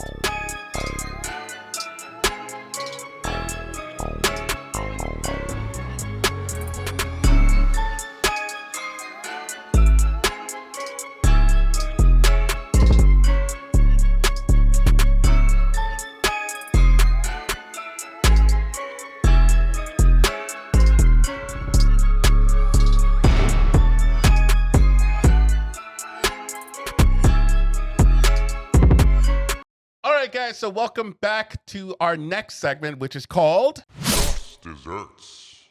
segment. And this is the segment where we're going to rate the movies very quickly, mostly on how scary it was. So, Chance, from 0 to 10, scared Cody's. For The Burning, how would you rate it? 10 being the scariest. For The Burning, as far as how scary it is, I feel like it's a little harder because I watched The Burning at an age where I'm so desensitized versus I watched Friday the 13th as a child. Fair. But if I were just to look at it as like the effectiveness of what brings out more scares, I would say I would put The Burning at about a 7. Okay. Cody? 6.5, actually. I'll change it to 6.5. 6.5. I think I would put The Burning at a 6. I don't mean to sound shady. This is going to sound really shady. The Burning is, I think, a little more formula in hindsight than Friday the 13th was. Okay. And just for that reason, I like the Burning definitely wins on gore, but I think Friday the 13th was a little scarier looking at the two of them. So Exactly, The Burning, yeah. I'm going to say 6. I'm going to rate The Burning on scary. I think, yeah, 6, because I did feel like the kids were in danger. You know, you got kids involved and stuff like that. I mean, some of them are idiots, but like still, I still felt for them, and there were like scary POV parts, and you got how kind of like gruesome this killer was. So it's like he could do anything, and there was a lot of suspenseful moments. But I think it was just still a very campy kind of horror movies. So I'm gonna give it a 6. Now, for Friday the 13th, 0 to 10 scared Cody's. I would say 7.5. I feel like you said, it does give you that more sort of creep factor just because you don't know who it is. Yeah. And the mystery of them, and then the stalking camera POV and stuff. I feel like that did a lot better than the other one. The whole Vaseline camera lens thing was kind of weird. And what that was The Burning, right? Did they do That that? was The Where, Burning, like, yeah. it looks like they were Vaseline, yeah. I feel like it worked better in Friday the 13th and really made you feel like somebody was stalking these people and you didn't know who. Yeah. And they could pop up at any moment. And that jump scare at the end is enough to sort of send me over. So yeah, I would not like one of the scariest movies ever, but for a slasher, pretty scary. I'd say 7.5. Okay. Yeah, I think a 7 or 7.5 for Friday the 13th feels right for me. Because I do think that they did a lot better job of setting up suspense. And, you know, one of the things that The Burning, I think, takes away from the suspense is that you know whether or not you're looking at the POV of the killer because of the Vaseline on the lens. Yeah. So while that's supposed to like be, oh, you're walking as the killer now, the flip side of that is that when you see it without that, you know that the killer's not there. So Yeah. I think that takes away. Whereas with Friday the 13th, you don't know as much because up until we meet Pam at the climax of the movie, we don't even know that she's there, that she exists. It could be anyone. It could have been another one of the counselors. It could have, you know, we don't know who is doing all this killing. Yeah. And so I think that I would give it like a 7, especially like with I'm also trying to put on like, how would I have rated this if I had not known of the twist and of the jump scare at the end? I think they would have gotten me more. Yeah. But since I knew they were coming, it didn't get me in this watch through. Yeah. Makes sense. I think I'm gonna give it a 7 for how scary it was. It definitely was scarier than The Burning. And I think there's 2 moments that I really reacted to when I saw it this time, which was, one, there's a scene that I thought was actually really interesting where I forgot his name, but it's like some dude in flannel with Alice, and they're going over to like the main cabin where like I guess like they need to get to a phone, and we're just following them, and we're outside, so we're kind of like the POV, and we're following them, and they're talking like, oh, we need to call, and then we're following the line of the telephone line, and then we reach one where it's like broken, and I'm like, ooh, that was interesting. But then also like quintessential slasher where Alice is by herself, and we as the audience know that all her friends are dead. And so she's by herself. And just that like moment of just by herself, not knowing what's really out there, it's scary to me. I'm like, she does not know that everybody is dead. And now it's just her. And no help is coming on the way. There's no one going to rescue her until she finds out who the killer is. So I really liked it. So I give it a 7 out of 10. Oh yeah, that's a very relatable thing too, is being alone as something that's scary. Whereas at the end of, by the time we get to that moment in the burning, it's like we still have a pretty big cast of characters that are alive. Yeah. And they all made really... it to like Michelle got help. Everybody else is safe. It's only Todd who we really have to worry about, or Alfred. Yeah, and it's dark. It's raining. Like you said, she's alone. There's no help on the way. She has no idea what's going on. Bodies are flying in from windows and dropping down out of closets every time you open them. Yeah, they did a really good job with that. Now, would you recommend either of these movies to beginners to horror? To beginners, yeah, I would say these are pretty interesting entry points, because they don't try to do anything too crazy to subvert the genre or play off of the genre in a way where somebody new might not get.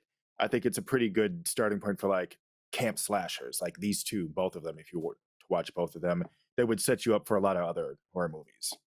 Yeah, I think so. I think I would put it as watch Friday the 13th first, and then The Burning. Yes. And I feel like that order would help a little bit more. And before we go, let me take a look into the crypt that is the Discord, which is our Discord. We have a couple reviews. Shout out to Chris and Things in our Discord, who says, for me personally, I love Friday the 13th series and also own all of them on DVD, but Jason X holds a special place because that was playing in the theater right across from the complex for me growing up as a kid for years, a shabby theater. Oh, that's cool. Not to mention that liquid nitrogen death scene and then emojis. Oh, yes. You've seen Jason X, right? Oh yeah. We've seen it too. So yeah, we love that. I'm not gonna read this one aloud, his second paragraph, only because I don't think Cody knows about that yet. There's like a little spoiler. Okay. So don't look at that. Okay. Then we have Rocky Bukaki. I'm a simple man, so I leave simple reviews. The Burning, awesome kills, decent plot, but the main character is someone you don't want to root for. Not shocking, seeing as the Weinstein Bros had a part in the making of the movie. They give it 4.5 stars. Friday the 13th from 1980. To be honest, the only thing I like about the original is the score. Decent kills with an okay plot. It's just too slow paced for me. Bonus points for having a great final character that you actually want to root for to survive. 3.5 stars. So that is from them. If you want to be part of the little crypt and leave reviews for future podcasts that we can shout out, go over to you can either be a member or a Patreon member, and you'll have access to the Discord. Yes. But that is it. We've reached the end. Friday the 13th has won, and we cannot be more happy. We are so honored. Chance, you have no idea how much it means to us, how much you mean to us. You are so sweet for coming on the podcast today. Oh no, thank you. Like I said, I always love doing this stuff with you guys. So anytime, I don't care what it is, I am here. I appreciate you guys having me on here, honestly.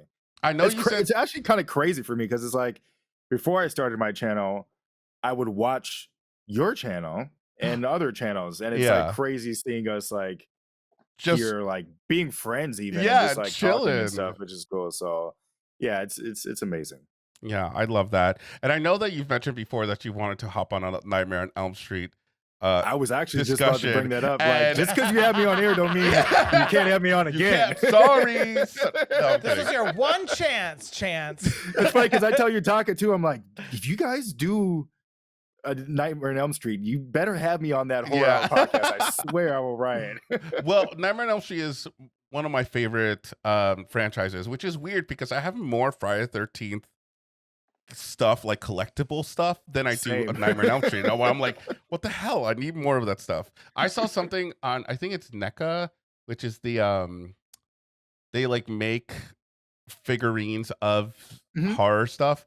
There's this one that's really big, and it's a Freddy Krueger, and I'm like, I need it. So I think it's saving like up the for that. 6 scale one. Yeah, that's the one that I have a couple like normal NECA ones, like Yeah. normal size little action figure things. But yeah, no, I love collecting those things. I'm glad that I it's need crazy to. that we get like little horror collectible action Right? figures. Like Something how cool that is I feel like as a kid I would have been loving. Oh, I would have yeah. been all up in it. So I'm glad. Exactly. I'm just happy that I have a Chucky doll and a Tiffany doll Mhm. to own. So all right, guys. Chance, where can they find you? Chance's House of Horror, not Chance's House of Horrors, as everyone on the Horror Hour says. Chance's House of Horror. You can find me there, YouTube channel. I do react to any and everything, all horror. TV shows every now and then, but movies, 80s, 90s, new, low budget, big budget, doesn't matter. I try to cover everything. Otherwise, same name on Instagram. I'm trying to get better on posting stuff on there. I'm going to a horror con this September. Hopefully I can do some Yes. vlogging and post it on there. But yeah, that's pretty much it.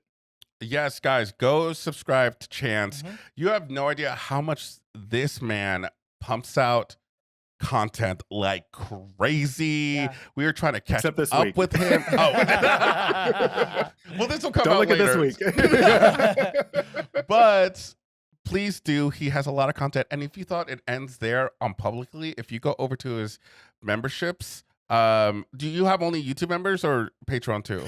Yep, it's just YouTube members now. I migrated everything over, so it's just YouTube members, and yeah, you'll get access to the full-length watch-alongs, and sometimes I do live full-length watch-alongs with guests, like the Horror Bandwagon, where we watch The Burning together, and you get to be a part of that and join and watch with us and join in on the conversation, and it's fun because it's just like instead of a reaction, it's more of a chill vibe. We talk a little bit more. We just hang out and have a good time. Yeah, really good stuff over there. So please check Chance out, which I'm pretty sure you guys already do. Mhm. But the rest of us do. Also, shout out to your dogs who have been really adorable behind you the entire time. yeah, oh Thank no, you. we're missing Yeah, as soon as you one. said that, she looked at the Oh, camera. she's like, listen, I gotta go. I gotta go. She's like, what? Well, guys, that is it for us. Thank you so much for joining us for another podcast episode. We have a lot more podcast episodes to come. We want to thank Chance again. If you want to come and support us, you can go over to our YouTube channel that you're watching right now, probably. But if you're listening via podcast episodes, via like audio, Spotify or something like that, you can check our YouTube, you can check our Instagram and our Twitter, which we're the Horror Bandwagon on for all of them. Anything else that we have? We have Patreon. Yes. We have Patreon. You And can we have be a YouTube member or a patron. Patreon focuses more on watch-alongs, and our YouTube membership focuses more on lives. But yeah. there's a decent overlap between the two. Yeah. And currently what we have right now, if you're interested in Buffy stuff, we watch Buffy, we watch Charmed, we're gonna watch Angel. So that's even more content coming to you guys. And a lot more horror movies coming up along the way.